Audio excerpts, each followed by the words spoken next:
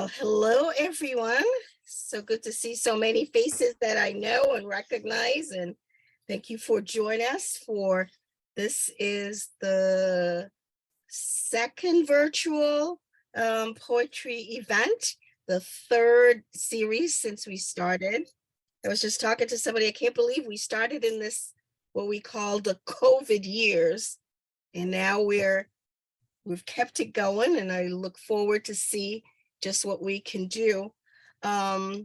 We have introduced a new portion of the program.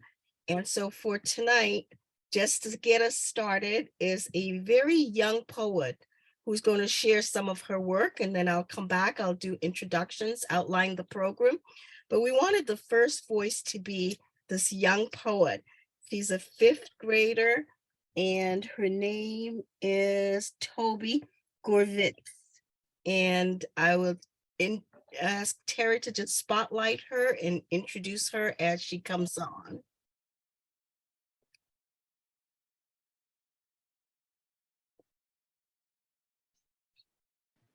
Hi. Hi.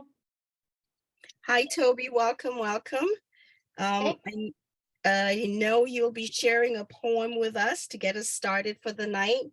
Our theme today is Ordinary Day, so I'll get you started. If you could just go right ahead. Okay. So my name is Toby Gourvitz, and I'm in fifth grade. I go to Krista McAuliffe School, and so when I heard My Voice is My Power, I just thought about a girl who, so she just wants to speak up, but she can't speak up. So this is my poem. My Voice is My Power by Toby Gourvitz. Words locked up inside me for my entire life. I can't speak up. I can't stand up for what's right. Make people listen. Make people understand. I slowly start speaking. Slowly but surely, people start coming over. They are listening. They understand. They know what's right. If they don't, they are learning. I have a bit of a crowd now, and my voice is my strength. My voice is my power. Okay, that's my poem. And yeah, that's my poem. I hope you liked it. Thank you so much, Toby, for joining us. And I'm sure everybody enjoyed the piece, and it was just great to be hearing your voice. Thank you. Yeah. I should probably unmute so everybody could hear the applause. You can see everybody giving you applause. Again, it's so important for us to hear these young voices and to encourage the writing and the art of poetry. The poems can speak so much in so few words, and it's definitely a skill and an art and a way of self-expression that that no other form of literature, I think, can really speak to. As you know, the title of our series is The Black Matter is Life. It's as a play on Black Lives Matter, which we started around 3 years ago. And this series examines the work of well-known and little-known Black poets to explore and discuss the rich tradition and innovation found in African-American poetry. We found out as the Black Heritage Trail, when we put this poetry series together, that many people we knew never heard of a lot of our poets in their work. So we thought we took this opportunity to introduce the public to some of our great poets. And joining us also, we invited our contemporary poets who are also great poets of our day today. This program was designed to build bridges across racial divide, especially in New Hampshire now, where we have this divisive concept law that kind of has put a damper on teaching Black history. So we wanted to create this space where we can have dialogue around issues that are important to all of us. And it introduces the audience to the writings of a number of African-American poets. What we found is that African-American poetry provides tools for healing our national deep racial wounds. Tonight, as in all the programs, we have our scholars, two of our returning scholars who will be leading the discussion. We usually focus on 3 poems for the night, and our facilitators, Dennis Britton and Courtney Marshall, will be sharing that information with us. Courtney Marshall, she's a teacher of English at Phillips Exeter Academy, and she teaches Black feminist exercise classes under the title Jump at the Sun Fitness. Her classes are rooted in Black feminist teachers, and she brings Black feminism to many spaces in New Hampshire. If you are ever fortunate to take one of her classes, you'll know just how engaging and energetic they are. Dennis Britton, a former professor at UNH, he's left us. He's now the associate professor of English at the University of British Columbia, where he teaches courses on Shakespeare and Renaissance British literature. He is the author of Becoming Christian, Race, Reformation, and Early Modern English Romance. Dr. Britton is also, we happily claim him as a board member of the Black Heritage Trail, even though he's far away. And I'm going to pass this over to our facilitators. They'll tell us the poems that have been discussed tonight. They will introduce us. We are really excited about our guest poet tonight. And I'll also give that pleasure to Courtney Marshall, because she said she could not contain her excitement for our poet tonight. So I won't even say the name. I'll pass that all over to Courtney to do the honors. Courtney, Dennis, it's all yours. All right. Thank you so much, Jerry Ann, for everything you do to elevate and promote and celebrate Black culture and Black people here in New Hampshire. And thank you, Courtney. It's great to see you as always. You're welcome. Yes. Thank you, Dennis. Thank you, everybody, too, for coming, logging on and joining us once again. Yes. And thank you so much, Toby, for that wonderful poem as well. And we look forward to hearing more of your poetry and more of your voice. You're finding your voice, and you found a voice. So we look forward to hearing more of your voice in the future. So thank you so much. Thank you. All right. So today our title or our topic is Poetry of the Everyday. And in one way, it sounds kind of, there's poetry all around us. It might sound kind of cliche or kind of obvious, but I really do think, and I think the poems that we've chosen for tonight really do show us that if we take time to stop and to listen and to see and to feel, the things that we often take for granted, that there are deeper meaning and beauty to be gained in our everyday experience, whether it is the barbershop or cutting greens or watching a baseball game, that there are things that we do, but there are things that we can feel and the things that we can learn if we really just stop and pay attention.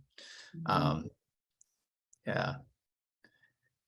As well as listening to poets who have paid attention for us, right? So I'm really excited to talk about these poems tonight. Cool. I agree. I concur with, yeah, there is a way that, at least for me, reading poetry asks me to really pay attention to detail.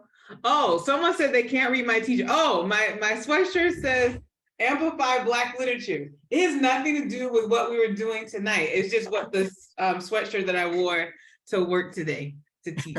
So that was a question from Suzanne for people who are watching this later and they're like, why is she showing us her shirt? So that's what it said. As you know, I always have words on me. Always, I have words. I have words underneath. I always keep them close to me. I was saying that poetry makes me think about the power and the beauty of detail. That the process of slowing down, of slowing down to read a poet, but also I think just when I think back to our last gathering, we were talking about the poems about spiders, and how even to sit and to think about, living, sharing space, sharing a room with a spider. Whereas I think for so much the other time, like life is like rush, rush, rush. And so I love the way the poetry slows me down anyway. But y'all are probably slow and calm anyway. But it is beautiful, and it reminds me that there is music, there is art in with all the activities that we do throughout the day. So yeah. So Yeah. we're going to start with greens. Let's start with greens. I Cutting love greens. them. I love greens, and I wish someone would cut me some greens right now, but oh well. maybe over the holidays, I'm going home to see my family, so maybe someone will cut some greens. I love this poem. I mean, I love all the poems, and I love Lucille Clifton. Did you choose this one? I did choose this one. Okay, so let's watch Dennis get excited. I'm gonna calm down. Dennis is gonna be the. All right, yeah. You calm down. I'll get uncalm, and then we can reverse later, right? And I think one of the things about this poem, and I think all the poems, but I feel like this poem and the next poem in particular, they just really made me feel nostalgic, right? So even though, because I think, while I was reading the poem, of course, the poem raises these really interesting, profound, big questions, but it also just reminded me of my mother, cooking greens and being over the sink, and washing them, and, the multi-step washing process, and, the cutting of them, and putting them in one side of the sink to the next. So I started getting really nostalgic for that, as well as the poem about the barbershop too, because it reminded me of, trips to the barbershop with my brother and my dad. But I think, one of the things I really love about this poem is, again, this is the poetry of the everyday. And if you listen to the clip, so if the link to the poem had also a recording from Clifton reading the poem, as well as describing how she came to the poem. And in some ways, it did remind me of the Allowances poem by Nikki Giovanni that we talked about last time, in sort of Clifton asking us to think about how we touch and manipulate other things and objects. And on the one hand, we do that all the time with our food, right? And of course, greens have a special place in Southern and African American culture. But I think when she said, like, I was cutting the greens, and I thought, what if these greens don't want to be cut? And the way in which a poet is able to sort of give life to things like greens or spiders or anything in ways that we take for granted. So that's just the sort of the whole entryway into the poem, just sort of got me really excited, alongside, I think, the message that the poem is itself sort of asking us to think about. But yeah, we touch things every day. And greens, I don't know. I was going to say greens aren't sentient, but that might be controversial. But we touch things every day without thinking about the consequences of our touching them, alongside the other things we do to them. So I could go on and on, but I'll stop talking, because I could just geek out on this poem. About this poem. I think when I read it, I guess I too think about that first two lines, the curling them around, I hold their bodies in obscene embrace. And again, and then that links me to the last line, the bond of live things everywhere. And it just makes me think about the person who's cutting. Oh, maybe me want somebody to read the poem. The person who's cutting the greens, and that very tactile, that relationship, that skin. It's not skin on skin. It's, I guess, skin on leaf. I imagine that there's an intimacy in that, but there's also that intimacy between human and plants that happens there. So that's what I get when I see the bond of live things everywhere. Oh, do you want to read the poem, Dennis? Yeah, I'll go ahead and read it. Cutting Greens by Lucille Clifton.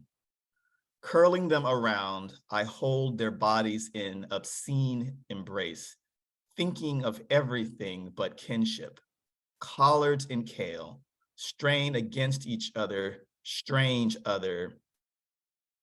Read that again. Strain against each strange other, away from my kiss-making hand and the iron bed pot. The pot is black, the cutting board is black, my hand.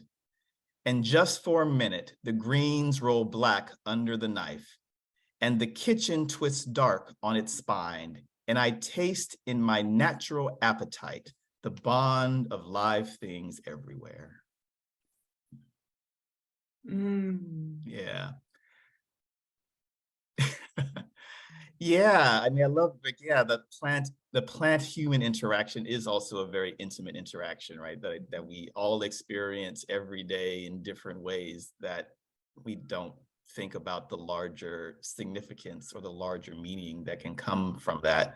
And again, it's another point where I like you said, poetry makes us slow down with the words, right? And this really forces us to slow down and think about those interactions and what those interactions can mean to us if we allow ourselves to stop and contemplate and think about them and meditate on them. Right. That word obscene is interesting too. But anyways, go ahead, Courtney. And I was saying, and so, bye, Toby. Thank you for your poem. Thank you. Thank you. Thank you. She's waving. Also, if you're someone who's never cooked greens before, this would be a good thing to know, is that once you get them and you have them on the stem and you have the leaf all around, depending on what kind of greens you have, they can all look very differently. And then, as Dennis said, you wash them and you have them with salt or whatever it is you're using in the sink, and then you actually have to take them and you have to get them off the stems. You have to cut them off the stem, so then you just have the leaf. Some people like the stems. I don't like a lot of stems in my greens, but some people do. But then to cut them, you take them and you stack them up, and then you roll them, and then you cut them down. I think there's a fancy term for that. I want to say it's chiffonade, but I feel like chiffonade, is it chiffonade? I see nods. Yeah, chiffonade with the green, and then you cut them, and that's how you wind up with the strips of them. Yeah, that goes into the pot. Yeah. What did you think about that word obscene? I thought, I hold their bodies in an obscene embrace. And I think, I don't like, what's obscene about cutting greens? Like, I don't have I've asked a question, which I think is kind of funny, but I do think it's such a strange word to sort of apply to an action that, Black women and sometimes Black men who cook do all the time, right? And yeah, it's something to think about. What is obscene about it? I think maybe it's the ways that they embrace each other. I don't know, because they're all like stacked up together, and they're all hugged up together. So maybe that's yes. Maybe. Yes, I like that. Barbara said it's a very sensual poem, right? Yeah. Maybe like this about the closeness, right? Yeah, like that's the stacking up, as you said. And the poem is thinking about the intimacy of the greens too, right? So it's the intimacy of the hands who are preparing the greens, but the collards and the kale strain against each strange other, away from my kiss-making hand. So there's another sort of intimate term, kiss-making, right? And the greens are like, it's like she's trying to make the greens kiss each other in this interesting way. Yeah, it looks like we're all kind of sitting and thinking about the bed pot and the kiss. What's the kiss making hand? Yeah, yeah. Mhm. Hmm. Thoughts in the comments. We'd love to hear. The Right, bed y'all was made figure it good. out. I'm just Yeah. here. This is Dennis. I'm saying Dennis chose this poem, y'all. So I mean, that's I'm not trying to give away all my thoughts, but true. That's true. yeah. No, yeah, but folks have thoughts about in the poem. If folks have thoughts, please, or questions, please do put them in the chat, and we're gonna chat, look those up. You know, I try to figure out, I don't know what a bed pot is. Like, I don't know if a bed pot is an actual thing. I mean, I actually had to look it up and I couldn't find bed pot. I mean, other than like a bedpan, which I don't think that's what she's talking about, right? Like that's something else. But I do think maybe there is this, it's connected to, again, like someone noted the intimacy of the poem, right? That the pot becomes like the bed, right? Of course, obscene is a word that has, sexual, often not solely, but often sexual connotations, but usually in a sort of, moralistic way. That's obscene, that's not good in that sort of way. So for me, I sort of see it as, again, a really interesting, and like then the word kinship is, is bringing these issues of family and connecting. Of course, kin is made through sexual reproduction. I mean, I think there's something so interesting about, the sort of making green sexy in a way, in all the touching and the kissing and but also the struggling, right? Because the greens are also sort of struggling at the same time. Yeah, there's like I keep reading it again and again. And I'm thinking about this very human care, this idea of comparing a leaf and calling them bodies, and that's at least as I think about language. I don't recall humans using the word bodies to refer to plants. So there is something that makes that feel human for me in that moment. And so that the cook, the chef, is, whole. And so again, it is that embrace. But then the next line is thinking of everything but kinship. So that if I'm thinking that using this word body somehow suggests a relationship between the chef and the leaf, or the human and the leaf, the person cooking is not thinking about the kinship. And so I don't know, maybe it is, at least for me, those first few lines make me think about what is my relationship to greens. Yeah. Yeah, man. Yeah, thank you for pointing out that line. Yeah, that is a really nice glossing of that for me. Yeah, that the poet is, or the speaker is not thinking about the kinship with the greens, right? But that's exactly what we ought to be, or that the poem is inviting us. Not that the poem is making us or ought to be doing anything, but the poem is inviting us to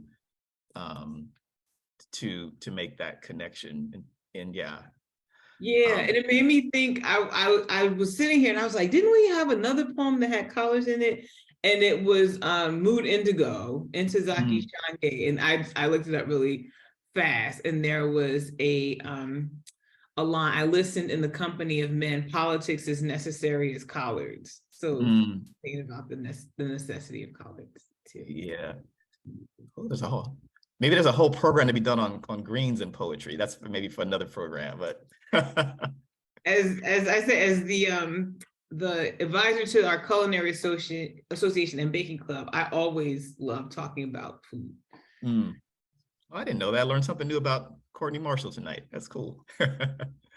All right. Maybe we should move just one more line. I also, one of the lines that also I just sort of really stuck out to me, it is, or a couple of lines. And just for a moment, the greens roll black under my knife, and the kitchen twists dark on its spine.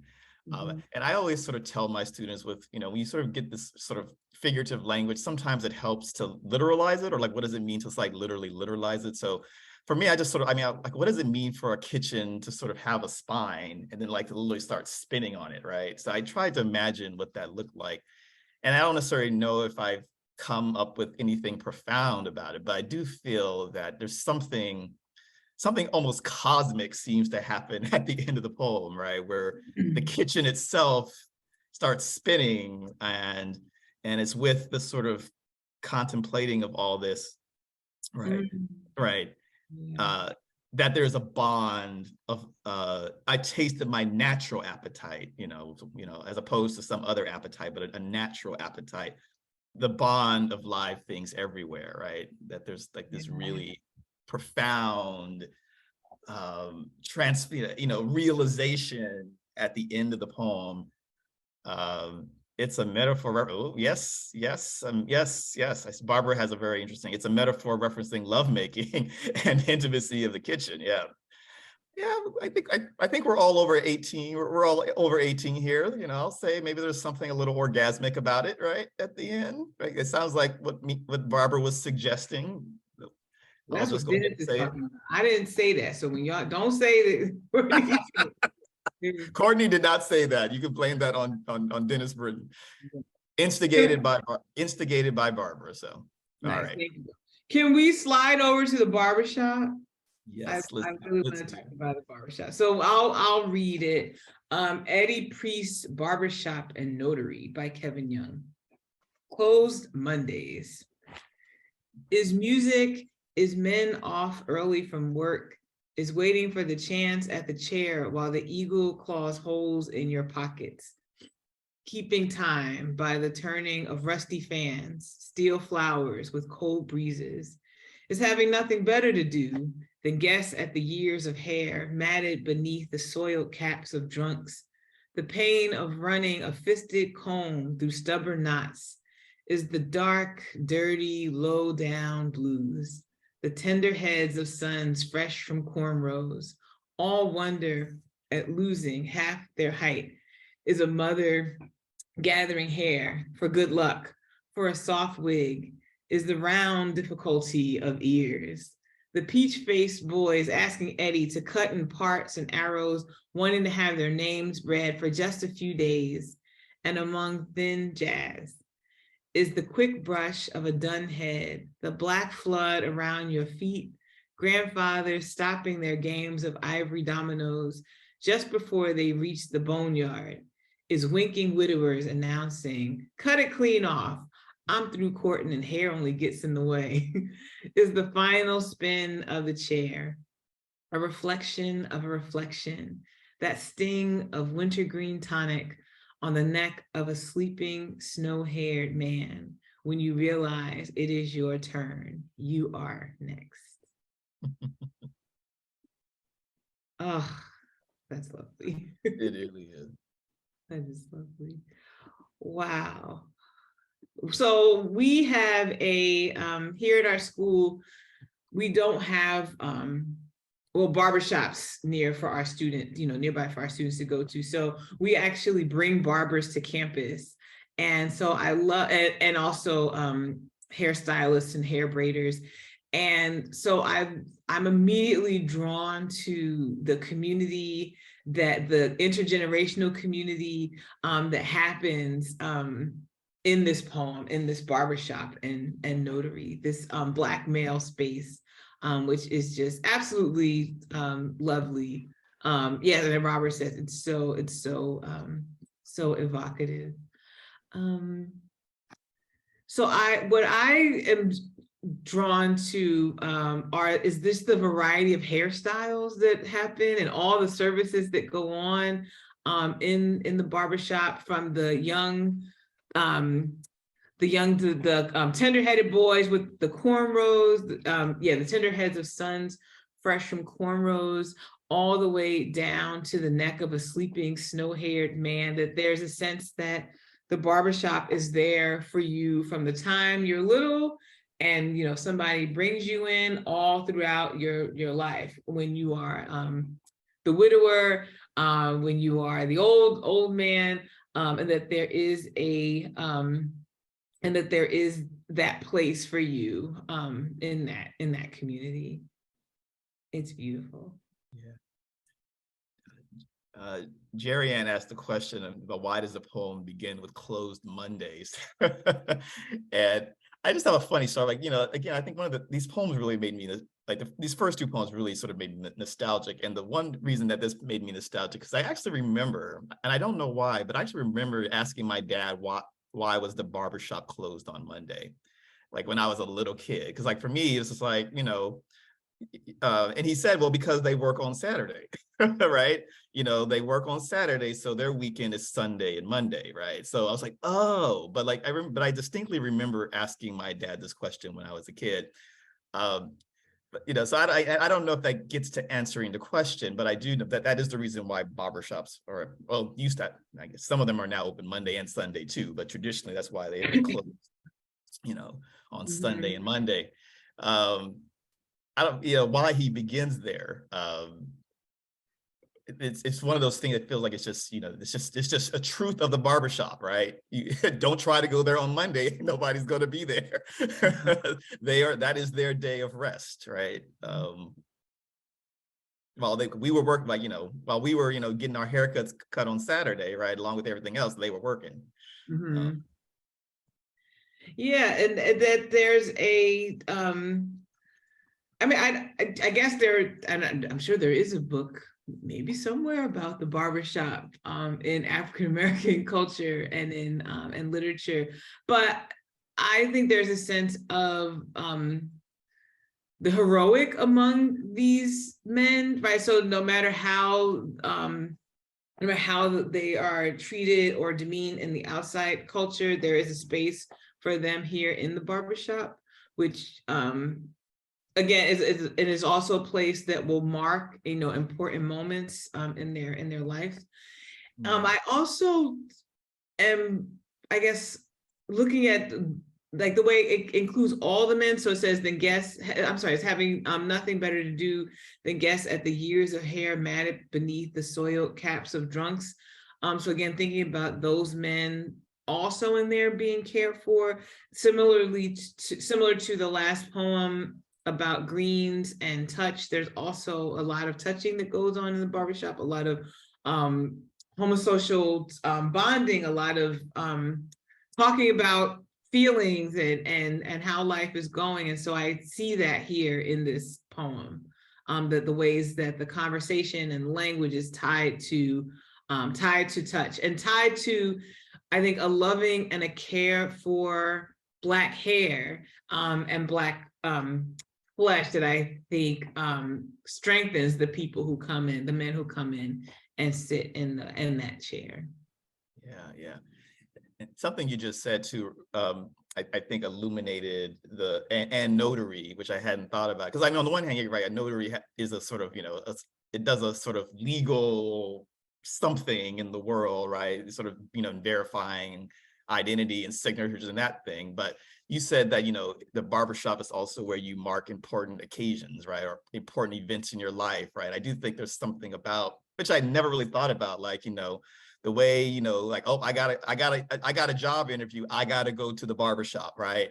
And then, you're going to talk to the barber about your interview coming up, or, I'm about to get married, or I'm about to go to the prom, right?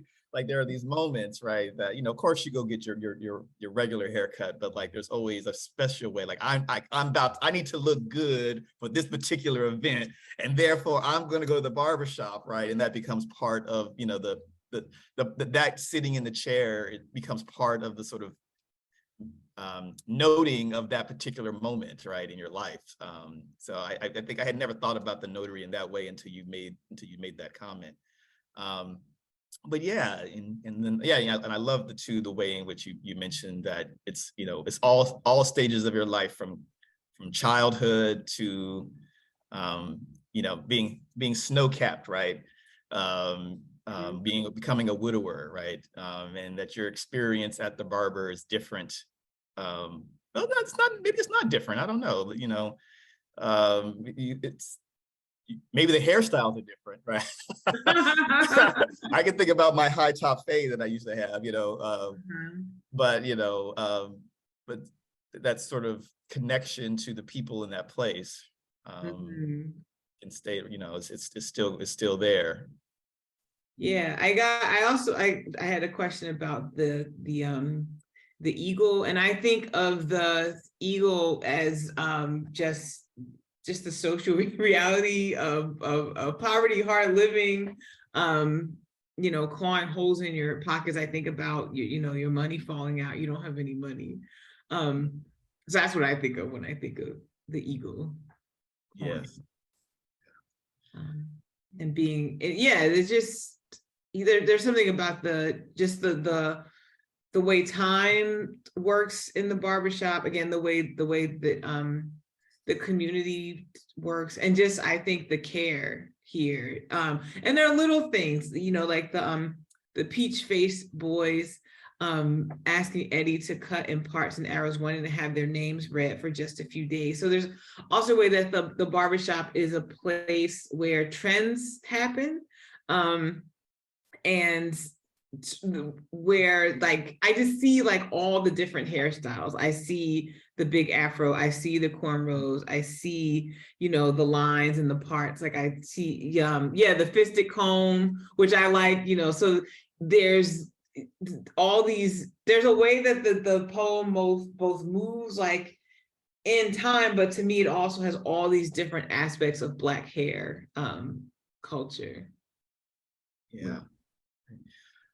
Should we move to the last poems? Looking at the clock, and we definitely want to make sure we have ample time to have talk with our guest poet that I know Courtney really is excited to talk. I mean, I am excited to. Why is we just go, yeah, we just putting you on blast. That's all right. Let's see. We have let me look at I had it up. I'm sorry, y'all. I literally had this up a second ago, our timeline. So yeah. While we do it. So yeah, we can switch really briefly to our poem. We have just a few minutes to get. Yeah, so we get so excited about the poem. We gotta do better. I know, so never enough time to talk about poetry. That's the problem. I know. So this is a poem about baseball. We won't have time to read it. But A Perfect Game, Yesenia Mantilla, and it ends with thinking about Sammy Sosa. And the line that I really like, it's farther down the poem. I don't have the line. I'm sorry, the line numbers. But it talks about the speaker of the poem and Sammy Sosa being a great baseball player, but being called ugly. As ugly as the devil. And it goes and it talks about what it must be like. So it says, it makes a man do something to his skin that seems unholy. It makes that same man change eye color like a soft summer dress slipped on slowly. It makes a grandmother ask her granddaughter if she's suffering from something feverish, because could be the only excuse why her hair has not been straightened like a ballerina's back.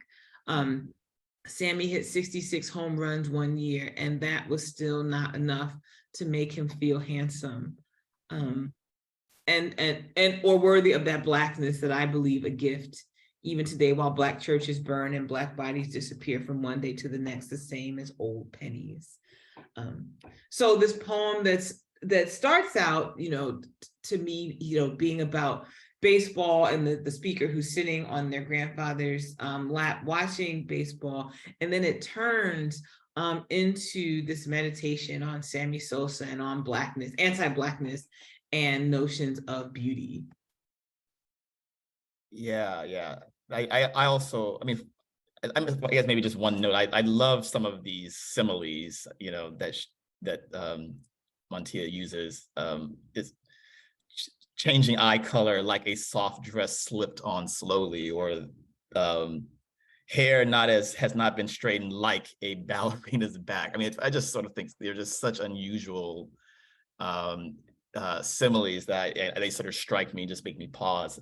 But I also, I underlined that line and sort of, it really stood out to me too, that Sammy hit 66 home runs one year, and it's still and that still was not enough to make him feel handsome. Right. Yeah, and I think it's just the, just the sort of force of anti-Blackness, and no amount of accomplishment or fame, at this point in his career, right, can, can undo that, right? Like that it needs something, it's something else, right? Money, fame, accomplishment, work, like that is not what is, like that doesn't undo anti-Blackness. Something else has to undo it, right? Right. But Right. yeah. Cool. All right. So now do I get to like pretend I'm calm? Yes, you pretend calmness. I pretend.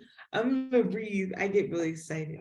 So we're gonna switch over and we are going to introduce Ms. Marilyn Nelson. And I'm so excited. I'm just gonna read because I'm gonna get really excited. I'm gonna read her biography. So Ms. Nelson, Marilyn Nelson, is the author or translator of 17 poetry books and the memoir, How I Discovered Poetry. She is also the author of The Fields of Praise, New and Selected Poems, which won the 1998 Poets Prize. Carver, A Life in Poems, which won the 2001 Boston Globe Humbook Award and the Flora Stieglitz Strauss Award, and Fortune's Bones, which was a Coretta Scott King honor book and won the Lion and the Unicorn Award for Excellence in North American Poetry. She is also the author of the fabulous biography, Augusta Savage, The Shape of a Sculptor's Life. Nelson's honors include 2 NEA Creative Writing Fellowships, the 1990 Connecticut Arts Award, a Fulbright Teaching Fellowship, a fellowship from the Guggenheim Memorial Foundation, and the Frost Medal. She was the Poet Laureate of the state of Connecticut from 2001 to 2006. My goodness. So here we are here, very pleased to welcome Ms. Marilyn Nelson today. Thank you very much. Do I need to go to the video? Okay, I'm here. Hello. Hello. Thank you very much. I'm pleased to be here. We are so happy that you could join us. So happy. Yeah, this is a real honor. Thanks. Thank you. Yeah. I'm very pleased to be here. Thanks. So what do you want me to do? We want you to do whatever you want to do. No, but I guess, we have, if you have any thoughts about any of the poems or just the general topic of, poetry in everyday life or everyday objects or everyday occurrences in poetry. If you have thoughts about that, or we also, of course, we'd love to hear you read some of your poems, but. Well, sure. About poetry, there is a poetry of everyday life.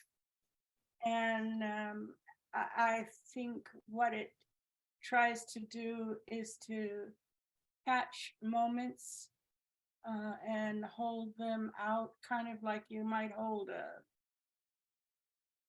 butterfly or a soap bubble with maybe like a soap bubble with something in it, like a snow globe, but it's made of soap. That's what time is. And poetry of everyday life tries to hold on to that soap bubble long enough for viewers to look at it and remember seeing something like that in their own lives, that moment that is transcendent, that is, yeah, a moment, an ordinary moment to celebrate. So that's, I think, all I have to say about the poetry of ordinary life. Oh, I you think said. Oh, you were gonna say something, Dennis? No, you say something. I was thinking about the biography of Augusta Savage and Carver, Ms. Nelson, and so these are biographies in poems. And even the book that I said I have this in my classroom at school. This is a book that Ms. Nelson did with Elizabeth Alexander. It's called Miss Crandall's School for Young Ladies and Little Misses of Color, and which is about Prudence Crandall. So I'm drawn to how you write these biographies in poems. And I wondered if you could talk more about that, because I think it's beautiful. I came across Carver, you know, it hasn't been a super long time ago, but it was one April was National Poetry Month, and I had given myself this Instagram challenge that I was going to post a poem by a Black woman every single day through the month of April. Because I had wanted at that point to really expand my sense of poetry. And I came across your poem from Carver, and I fell in love with him. I thought I knew George Washington Carver, but I never thought about him as a young man. You know, I never thought about him as a teacher. And so it taught me so much. I don't know, I guess I'd always thought of him as just this removed, just a figure, but I was like, oh, wow, like he's a real person. And now, I mean, with Augustus Savage, when I taught the Harlem Renaissance class, the students, they love Augustus Savage. And so I'm just wondering if you could talk or say, talk to me, Ms. Nelson, talk to them too, about writing these biographies in poetry. Well, I mean, I write poetry, so anything I write is going to probably be in poetry because that's what I do. And I'm trying to link this to everyday life because writing a biography in poems is in a way an attempt to find moments that are characteristic of the individual you're looking at, but that are also elevated so that they're memorable. So writing about Carver, for example, okay, I haven't thought about this book in a while. I haven't looked at it in a while, but he spent really a lot of his youth studying mushrooms, which is something that people don't generally know about him. And just there's one, I think he talks about it in one of my poems, or in any case, he talks about it in his real life, about being out in the woods and collecting one particular kind of mushroom that was in season. And as he was stooping over collecting these mushrooms into a bag, he heard a sound or something, and he stood up and turned around. And when he turned back around, he couldn't find the mushrooms he had been picking. He had kind of lost his bearings. He couldn't find the patch of mushrooms, and he was really upset. And as close as he ever came to cursing, I don't think he ever said a profane word in his life, but he probably kicked the dirt, you know, and said, oh, what a shame. And turned around, and there in front of him was another patch of the same kind of mushrooms, only this patch had like 3 times as many. So if he hadn't lost track of the first patch, he wouldn't have discovered the second one. And he used that as a way of teaching about life. Just when you're kicking a brick, you know, because something's gone wrong with your plans, you turn around and there's something you hadn't planned that's even better than what you had planned. And that's something, I think, about what we can find in looking at real lives of real people, and also something that we can find in looking at ordinary life, the truths that we are taught all the time by ordinary life. I don't know whether I'm making any sense here at all. And okay, but thanks. So can I cross that question off the list? I think so. I think so. We'd love to. So we are collecting questions. So we'll save these questions for a bit. But of course, we'd love to hear you read Yes, of course. some poems, however many we'd love to hear you, whatever you want to share with us tonight. Okay, thank you. I forgot that was a possibility.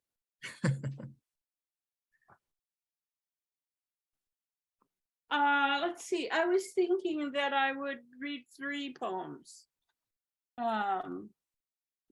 They're 3 poems about everyday life. The first 2 are about being a working mother, that everyday life of being a working mother in which you can hardly find time to go to the bathroom alone. That's what it's like. Okay, so this is called Valley High Calls Mama. And the title is a reference to a song which the younger generation may not know this song. It's from the wonderful musical South Pacific.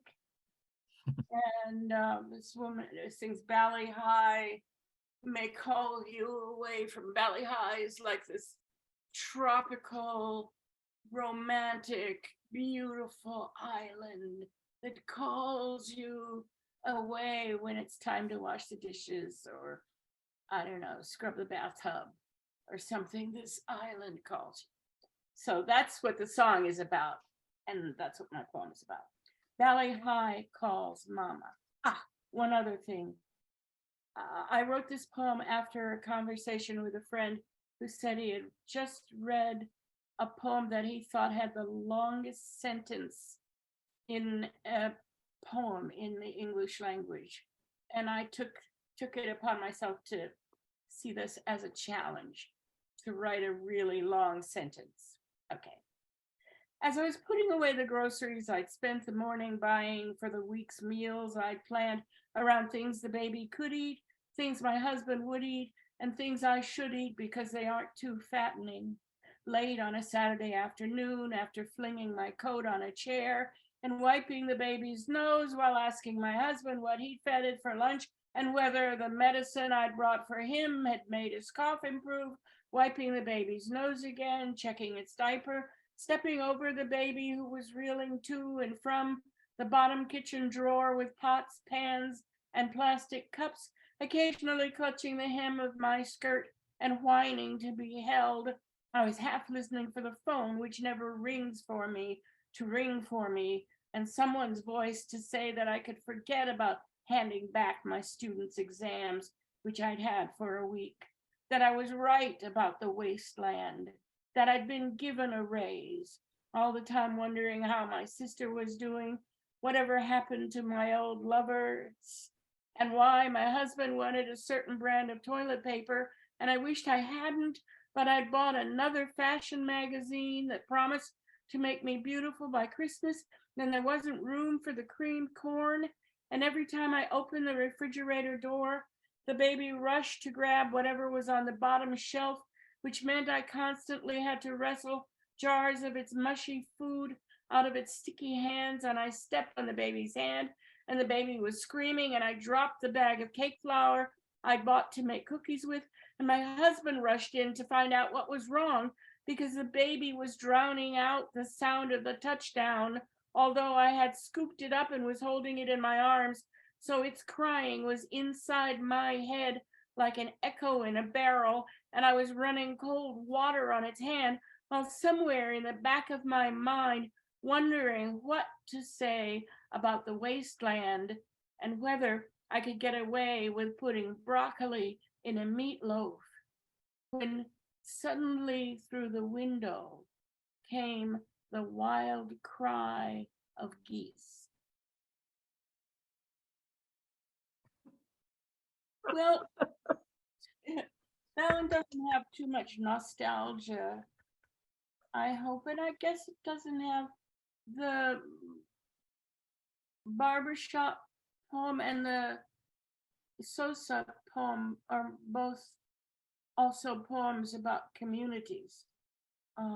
They're not individual life, they're community life. And the first one is in a way about that, because it's about the mixture of lives and powers that make up a community. So my poem is not really about a community. It's about the isolation of being a young working mother, how half of your life, or even your people at your job, think it's more than half of your life that they're paying for. They want to have 3/4 of you, and then the rest of your life belongs to your child, your family, and there's very little left over. Very little left over for you, and that's why this poem ends with that cry of geese flying away in the fall. And okay, so that's one poem. I don't know, do you shall I just read? I think I had picked out 3 that might work. Please, please, please. This is a similar one, actually, another slice of life from the year I came up for tenure and an academic position. Was the semester when my first child was learning to walk. So he was a few months old and into everything, and I was trying to write poems in addition to doing the kind of academic work that the university wanted me to do. It was horrible. It was really hard. Okay, here's this poem. It's called Levitation with Baby. The muse bumped against my window this morning. No one was at home but me and the baby. The muse said there was room on her back for 2. Okay, I said, but first I've got to pack his favorite toys. Small ones are the best. That way he can sit and play quietly as the earth slides out from under our feet. Let's see, somewhere there's a wind-up dog with a drum that sometimes keeps him busy 10 minutes or so. And we'd better take some books. Disposable diapers, pre-moistened towelettes, plastic bags, and I'll pack a lunch. Peanut butter and crackers are nutritious, and the crumbs brush right off. While I was packing his lunch, the baby got hungry, so I put him in his high chair, unpacked the crackers, and gave him some. He threw the 3rd one down, so I took him out, wiped the high chair, wiped the floor under and around the chair, wiped the window next to it, and wiped his fingers and face. Then I took off his pants, shook them out, and wiped the soles of his shoes. I filled 2 plastic bottles, changed his diaper, and got him dressed. I washed my hands. I sat down at my desk. Okay, I said, now I'm ready for takeoff.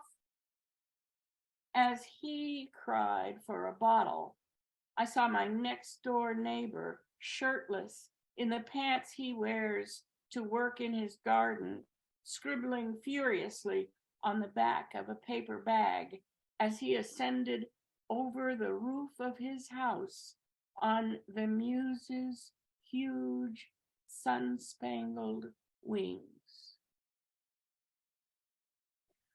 My favorite line in this poem, it always makes me laugh. Nobody else ever laughs, but when she takes off, he's just had crackers.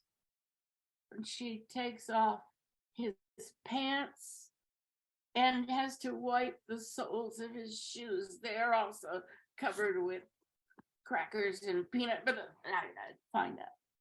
I don't know what else to say about it. Again, it's about being an artist and a mother and a professional, and about the way you have to divide your life up under those circumstances. And again, you only get to keep a little bit of it.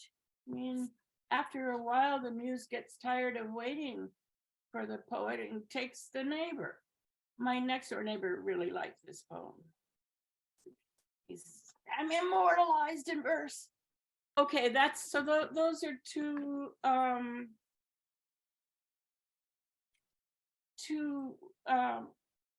everyday life poems. And here,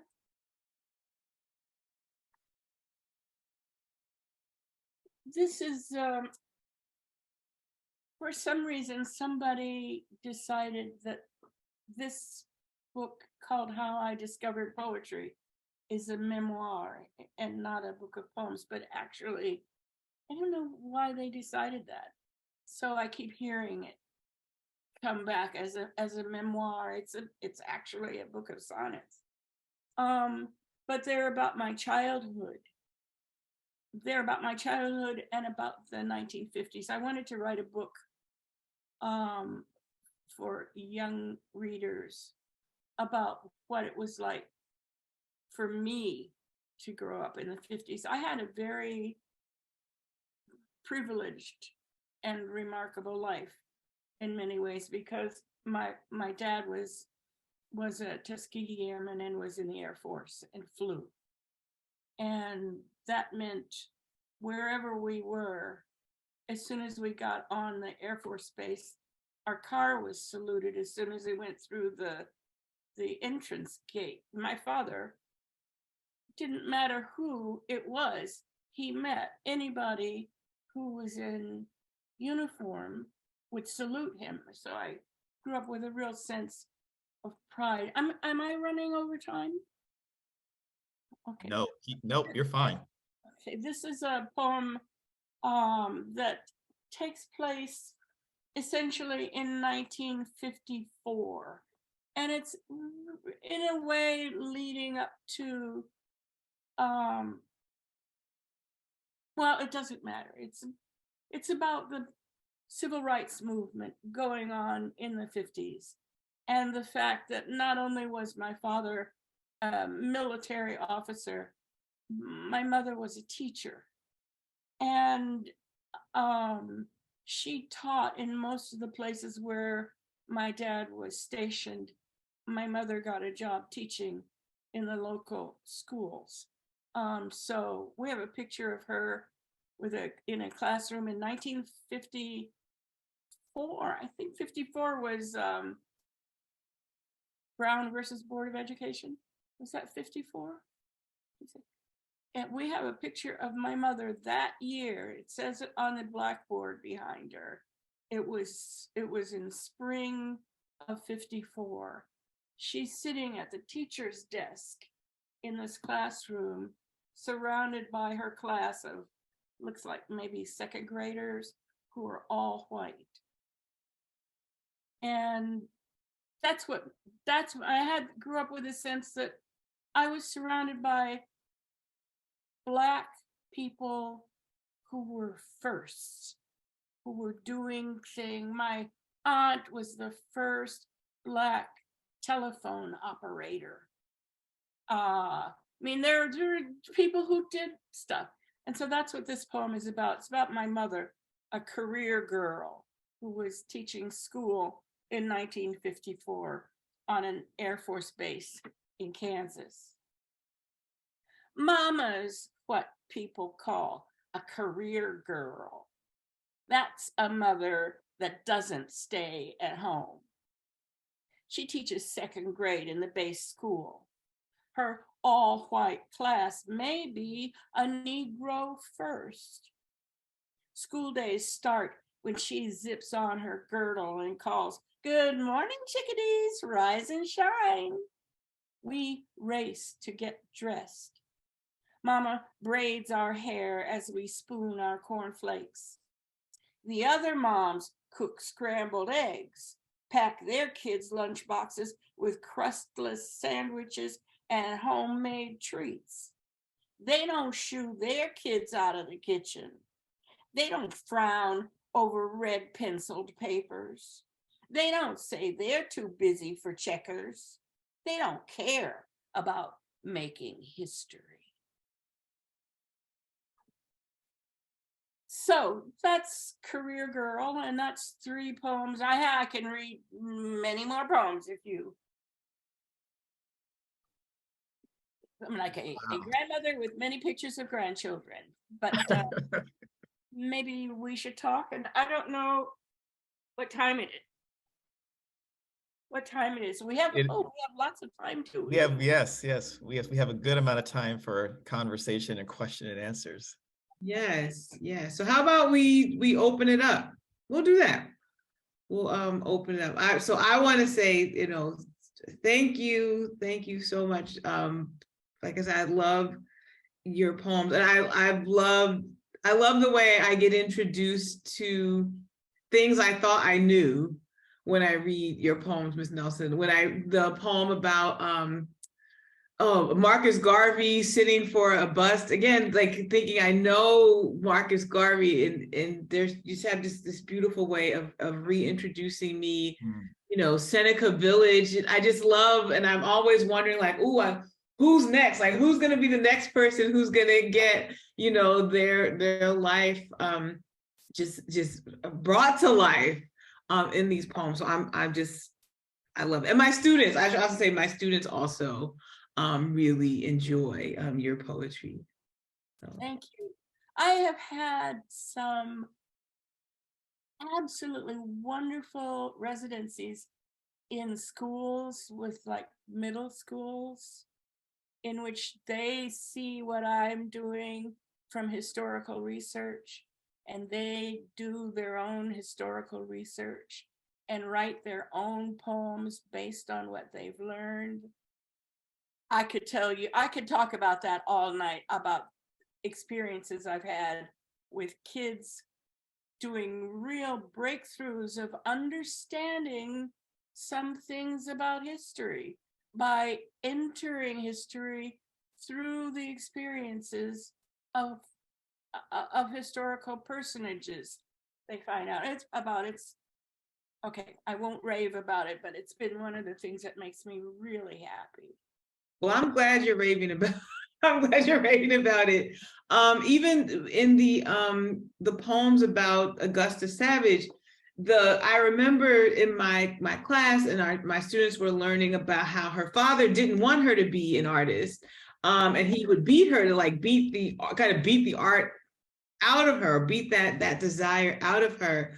And we didn't have your poem because I taught this class last year, but just even think about how you then go and write a poem about that scene, about that dynamic. Again, it's a way in for students. And I love what you said about students, finding,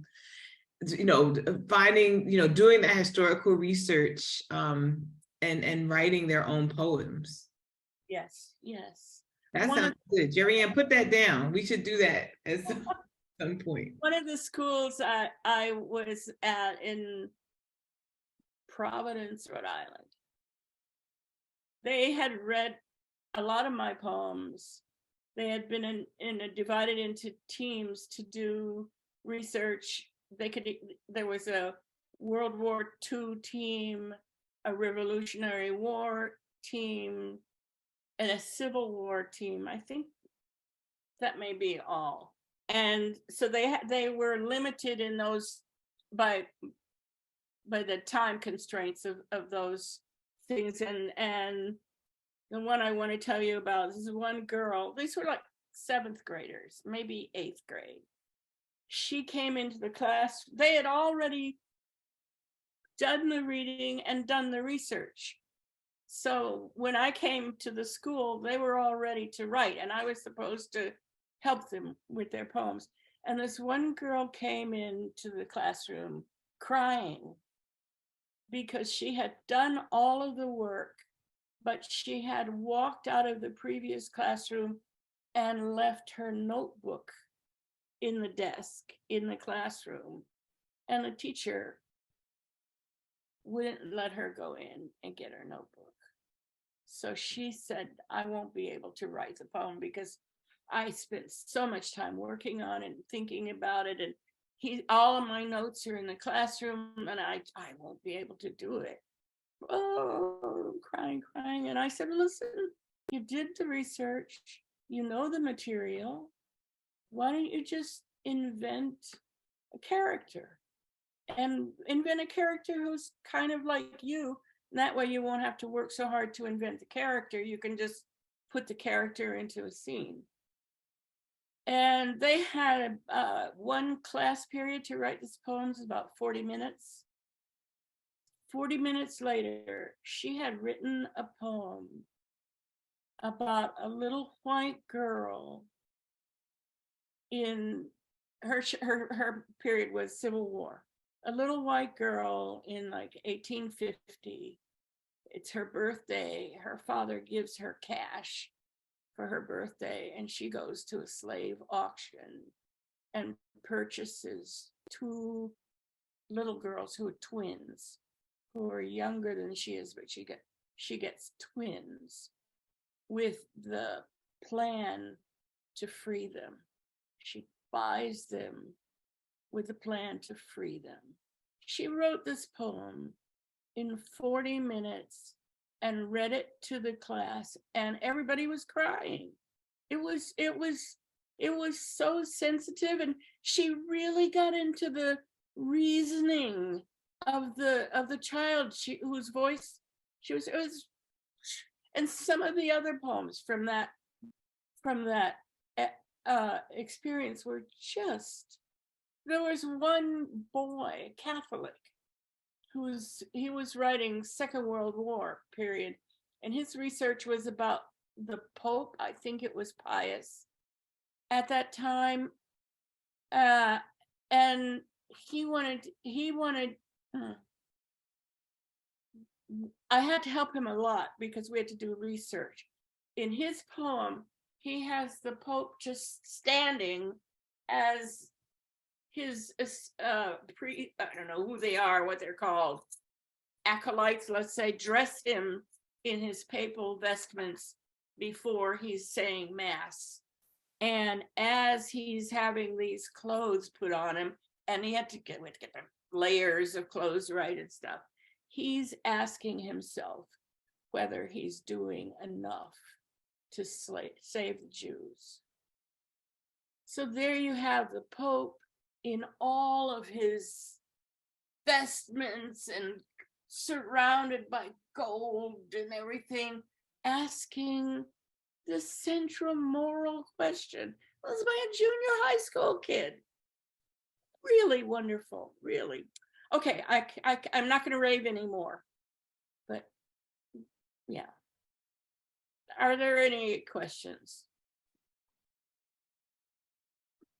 Well, thank you so much. So yeah, so we'll open that. I'm trying not to rave. I'm keeping it down, but I would love to hear the folks in the room weigh in either about the poems we heard from Ms. Nelson, or just more things in general about everyday life. Yes, as Beth Fox wrote, who will she bring to life next?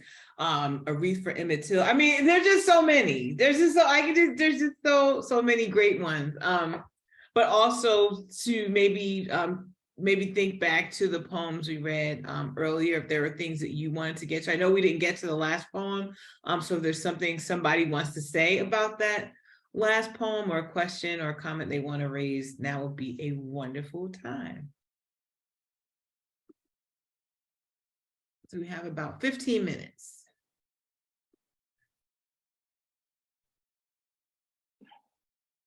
Can I ask a question? This is Mimi.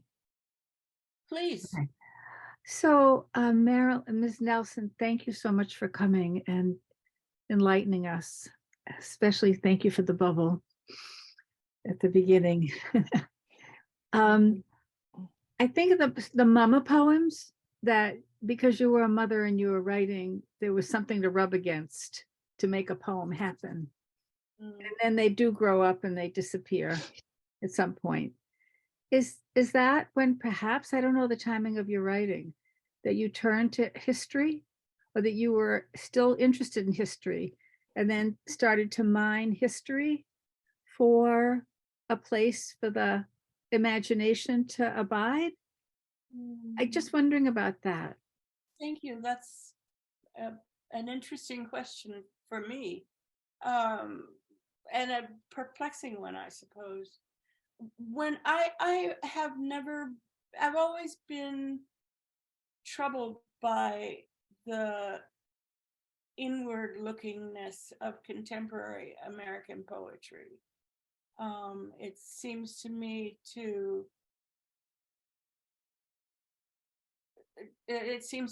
be living in ways that pretend we are not connected to other people, and so I've resisted writing confessional poetry. Was the kind of poetry that was in favor when I started writing in the 60s, and I rejected that, and I just kind of doodled around on my own. And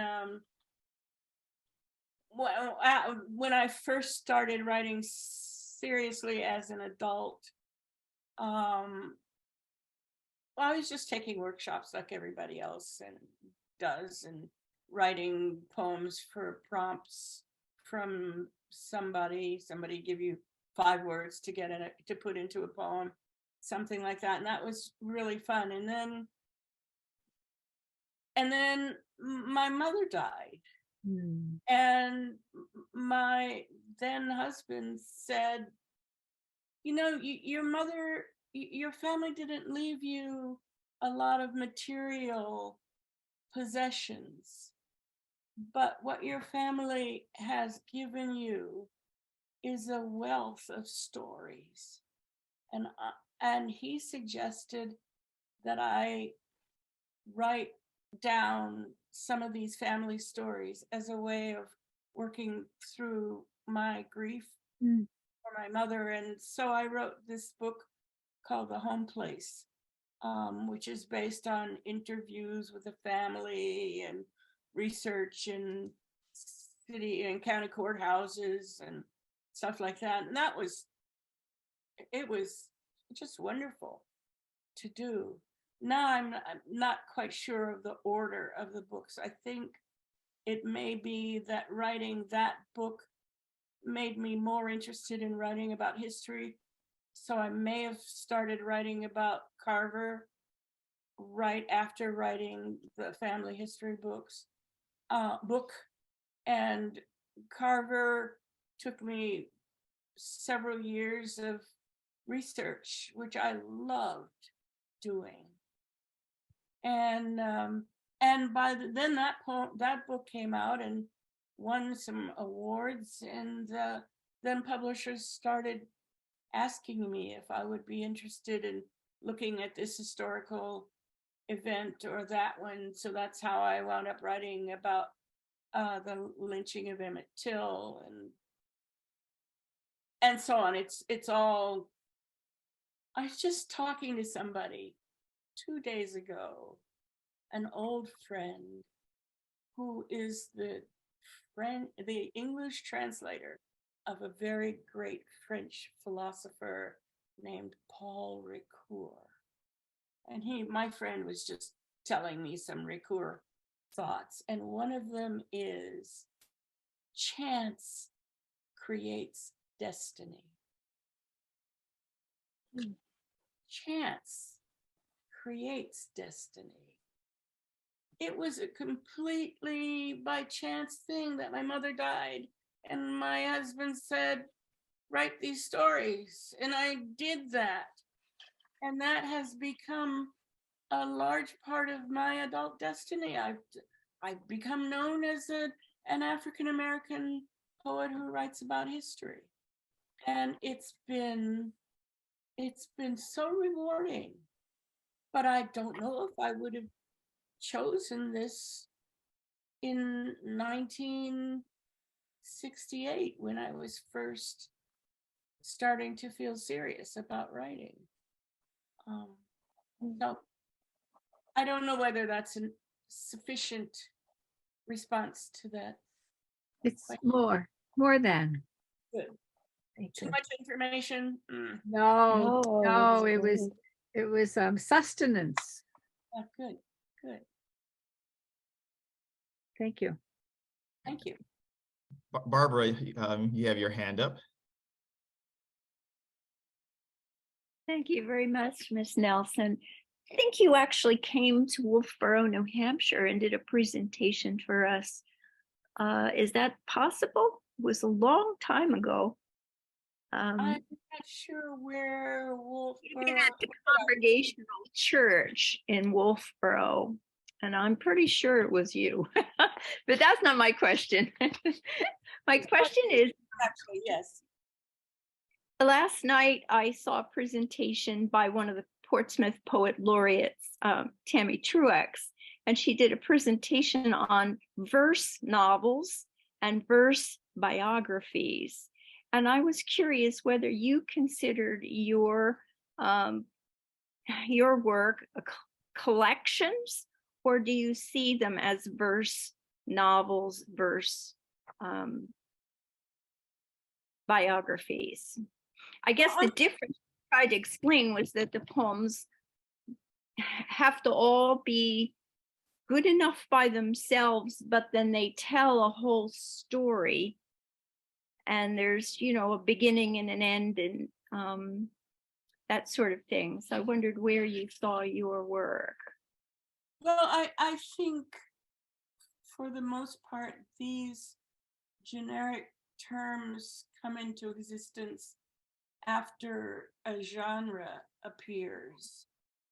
And the verse novel became popular, gosh, when it was 20 years ago, there was suddenly a lot of young adult novels in verse. It's like everywhere you looked, there were 5 new young adult novels in verse. I don't think it was necessary, and I don't think it was at first because people wanted to write novels in verse. I think it was just something that was in the air. And then it got defined, and then it became a genre, and people started teaching how to do it. And biographies in verse, I don't know when they started. I don't know. I just read a terrific biography of Eleanor Roosevelt by Gray Jacobic. Really good. So takes you into Mrs. Roosevelt's interior life. It's Gray Jacobic, Grey, I think. Jacobic. And where she got the idea, I don't know. When I started writing about Carver, my publisher at that time didn't want me to do it, and they kept sending me biographies. They thought it was a waste of time to write a biography in verse. But that's what I wanted to write. So I don't know whether this is an adequate answer here. You write, I wrote the biography of Carver in verse because that's what I do. I write verse. and dividing his life into scenes that were clear enough and convincing enough to give a reader a deep feeling of insight into his life was what my goal was. I have written a novel in verse, which is much more optimistic, I think, than the Carver book, because it's a novel in which teenager, 16-year-old American teenager who's half Italian and half Irish discovers on the death of his Italian grandfather that his Italian grandfather wasn't his physical grandfather, that his physical grandfather from the Italian days was a Tuskegee Airman. And he learns about Tuskegee Airmen in doing this research about his family history. And that was kind of a stretch, you know, being a 70-year-old African-American woman writing in the imagined voice of a 16-year-old Italian kid. That's kind of crazy. Thank you. Luckily, nobody has accused me of overstepping boundaries. But what can I say? A good novel, I think the ones I like are novels in which you're presented with scenes. And if you're writing poems that is imagined in scenes already, then it's not that much of a stretch to string your scenes together so that they tell a larger story. Thank you. Wow. Well, thank you so much. That's going to be our final question. But again, I want to thank Ms. Marilyn Nelson for reading and for speaking just so beautifully about poetry. And I think where you said this notion of dividing life into scenes, and that is the basis of the poems. It takes me back to where we started with thinking about poems of ordinary life. What would it be to think of our life in scenes that get tied together, but there are snapshots. And so I'm so grateful and so thankful, and that's why I could just keep listening to you, but Jerry Ann. All right, but that's all to say that we are going to wrap up our program here. And so again, I'm so happy, so grateful to everyone who came tonight, who logged on. We certainly want to thank Ms. Nelson again. I want to thank Dennis, who is the best ever to talk about poetry. We also want to definitely thank our youth poet, Toby, in that beautiful, beautiful poem again that got us started, you know, way back at the beginning about you know, having words locked up inside of you and then finding community once people hear your words. So I know we always like to encourage everybody to pick up a poem. You know, there's lots of places to find poems, not just our beautiful libraries, our beautiful independent bookstores around. There's always a space to find a poem and to share a poem with someone else, right? So, something very nice to do if you're looking for gifts to give. So we want to remind you of the next poetry event, which is going to be on January 19th, and that the guest poet is LaMercy Frazier. And so we will be back on January 19th, for that event. So again, thank you so much. Dennis, you have anything to say to the people? Just good night, and it's been a pleasure. And thank you again, Miss Nelson. What a joy, and you left us with so much. Thank you.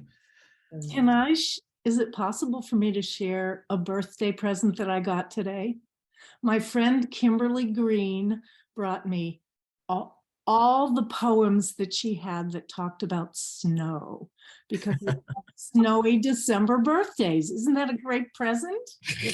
Great present. Yeah. Thanks, Sally. Thank you so much. All right. No. Yeah. Good night, everybody. Good night, everyone. Thank you, everyone. Good night. See you Miss in Nelson. January. Happy holidays until You're then. welcome. Yes. Wonderful. Yeah. Well, Dennis, are you snowed in? No, not now. We had a really bad snowstorm actually week before last. Like, and they don't deal well with snow here. Like, the city was basically shut down. And next week it's supposed to snow next week, and the city's probably going to be shut down again because they have like 3 plows for the entire city. So it's going to be. Oh my God. Yeah, they're telling us we're having a big storm tomorrow. So we'll see. Oh boy. Snow? We're getting Yeah. snow? Yeah, that's what the signs are all on the road coming home. Prep for snow tomorrow. Oh, You well, can read Yeah. poems. yes, that's right. It's a good day to stay home and read poetry. Absolutely. That was a beautiful Yeah. presentation of that. Her work was, Miss Nelson's work is Oh my God. inspiring. Her works feel very delicate. You know, I love how she opened with that bubble, and that Yeah. I know. I just I wrote that down. I did too. She I love that speaks- image. She speaks in poems. She creates Yeah. metaphors as she goes. Yeah. I'd like to just sweep up behind her and take some of those with me. Yeah. Yeah, that just really came to life, the visual life of Didn't it? that Mhm. imagery and the delicateness and the Now I want to find a group and I want to read all her books. Because all together is And it's a gift of a teacher to be able to get students to Yes. imagine the internal life. Mhm. Yeah. You know, Yes. it's not Yep. as if that just happened. I'm sure there were questions about that. Right. Who do you choose? How do you? Well, and what do you present? What do you bring? What do you ask the child to think about, or the young person to think about? That Yeah. will ignite the inside. You can't put it in there. Right. It has to sort of emerge from inside. Right. To get them curious about another person, I think and it's also to empathy. start with the own poem they might have in themselves. And to Yeah. see that in others. Well, It was great. I thought that was such a great idea, Courtney. Like that's the Black Heritage Trail could do Yes. something like that really, you know, hey kids, Mhm. we have some history here. We have some Black folks here in New Hampshire. yeah. Yeah, do the work. Learn about. Dr. Marshall. Oh, see, that's what happened. You have a good idea. Next thing you know, I do. I like that idea. I'm gonna see how it plays out. I think it's a great idea. I think it's All right. We're happy for collaborators. yes. You know, it could be a cross-disciplinary thing with the history department Yeah. and the English department or something. And, you know, wow. And I'm always excited about things that get more kids writing. Yeah. Yep. Writing poetry. Because I think it's true, like her, you know, there's something about reading the biography that the kids can get, but they really get a lot out of these poems because they feel like they have insight into that figure, you know, into, you know, Marcus Garvey, you know, or Augustus Savage. So the book about Augustus Savage is beautiful because the poems are also arranged on the page. Oh, The one is love like that. hand. Oh, it's beautiful. But yeah, the way she renders the poem about, you know, her religious, Augustus Savage's father was very religious and he wanted to beat it out of her. But she's using like the clay where it's just beautiful. And Augustus Savage, again, it's just a great figure. All right, this was lovely. I It thank you. was. Thank you, Good everybody. night. Yes, Thank it was a you. great Have a night. good night. I didn't mean to shut it down. I was leaving, but y'all Oh, can. Well, Okay. Alrighty. going. Have a good Bye. one. Bye. Thank Okay. you.